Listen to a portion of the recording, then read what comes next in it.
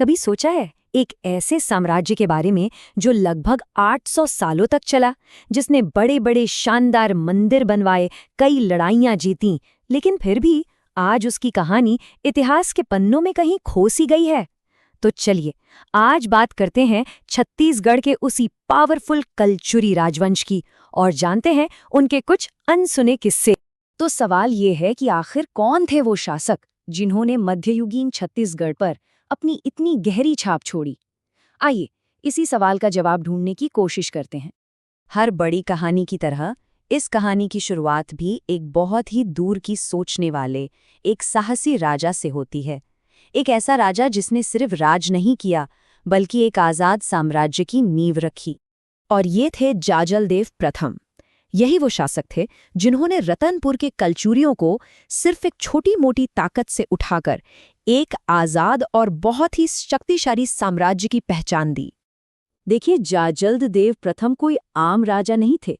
उन्होंने एक बहुत बड़ा और साहसी कदम उठाया।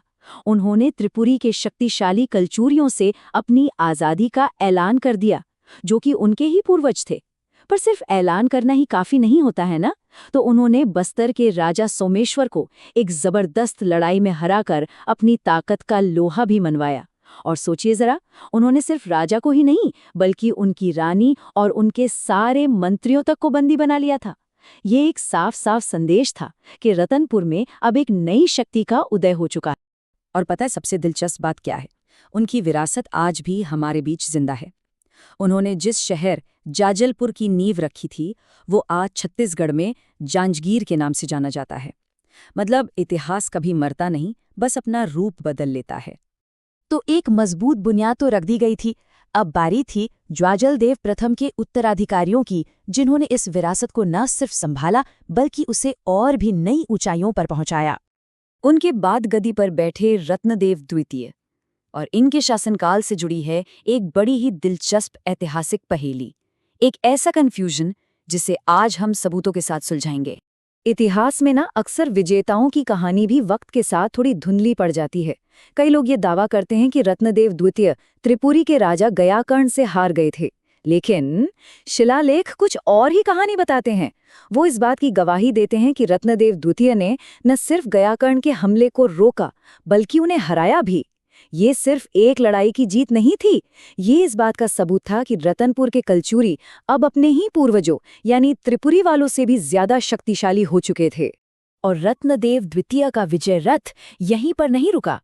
उन्होंने दक्षिण में कलिंग के ताकतवर राजा चोडगंग को हराया और पूरब में गौड़ यानी आज के बंगाल तक अपनी फौजी ताकत का परचम लहरा दिया। उनका साम्राज्य अब हर दिशा में फैल रहा था। इस वंश के अगले अहम शासक थे पृथ्वीदेव द्वितीय। और अगर हम आज कलचुरियों के बारे में इतनी बातें कर पा रहे हैं तो इसका एक बहुत बड़ा क्रेडिट इन्हीं को जाता है, क्योंकि इनके शासनकाल ने हमें इतिहास की सबसे कीमती चीज दी है, और वो है सबूत। एक दो नहीं बल्कि 14। इनके शासनकाल के हमें 14 अलग अलग जगहों से शिलालेख मिले हैं। ये नंबर अपने आप में एक पूरी कहानी कहता है, एक ऐसे साम्राज्य की कहानी जिसका असर दूर दूर तक फैला हुआ था। जैसा कि यहाँ देख सकते हैं, कोटागढ़ से लेकर राजिम और रतनपुर तक ये शिलालेख पूरे इलाके में बिखरे हुए हैं। ये एक तरह से उनके विशाल साम्राज्य का नक्शा ही बना देते हैं। चलिए इतिहास की एक और गुत्थी को सुलझाते हैं। अक्सर ये कहा जाता है कि उनके सेनापति जगपाल ने राजिम के मशहूर राजीवलोचन मंदिर को बनवाया था, लेकिन शिलालेख बताते हैं कि उन्होंने इस बहुत पुराने मंदिर का निर्माण नहीं बल्कि उसका जीर्णोद्धार करवाया था, मतलब उसकी मरम्मत करवाई थी। ये दिखाता है कि कलचुरी सिर्फ नई चीजें बना ही नहीं रहे थे बल्कि अपनी पुरानी विरासतों को सहेज भी रहे थे। और फिर कहानी में एक बहुत ही अजीब, एक रहस्यमय मोड़ आता है। एक ऐसा दौर जब शिलालेख एकदम खामोश हो जाते हैं और इतिहास के पन्ने बिल्कुल कोरे रह जाते हैं। राजा प्रताप मल्ल के बाद करीब 1195 ईस्वी से अचानक कलचुरियों का जिक्र मिलना बंद हो जाता है। 1 साल 10 साल नहीं बल्कि पूरे 300 साल तक कोई शिलालेख, कोई सिक्का, कोई भी ठोस जानकारी नहीं मिलती। यह भारतीय इतिहास की सबसे बड़ी पहेलियों में से एक है। और जब 3 सदियों की इस गहरी खामोशी के बाद इतिहास दोबारा बोलना शुरू करता है, तो जो तस्वीर सामने आती है वो पहले जैसी बिल्कुल नहीं थी। वो एक बड़ा और मजबूत साम्राज्य अब सिर्फ अतीत की बात बन चुका था। उसकी जगह अब दो शाखाएं ले चुकी थीं, एक जो पुरानी राजधानी रतनपुर से राज कर रही थी और दूसरी एक नए पावर सेंटर रायपुर से। सत्ता का जो केंद्र था वो अब बदल रहा था। रायपुर शाखा ने अपनी शुरुआत खल्लारी से की। वहीं 1500 ईस्वी के आसपास बहरेंद्र जैसे राजाओं के शिलालेख रतनपुर और कोसगाई दोनों जगहों से मिलते हैं। ये इस बात का इशारा है कि अब ताकत किसी एक सेंटर में नहीं थी, बल्कि कई जगहों पर बिखर चुकी थी। तो इन सब उतार चढ़ाव भरी कहानी का आखिर में सार क्या है? लड़ाइयों, साम्राज्यों और सदियों की खामोशी के बाद कलचुरियों ने अपने पीछे आखिर छोड़ा क्या?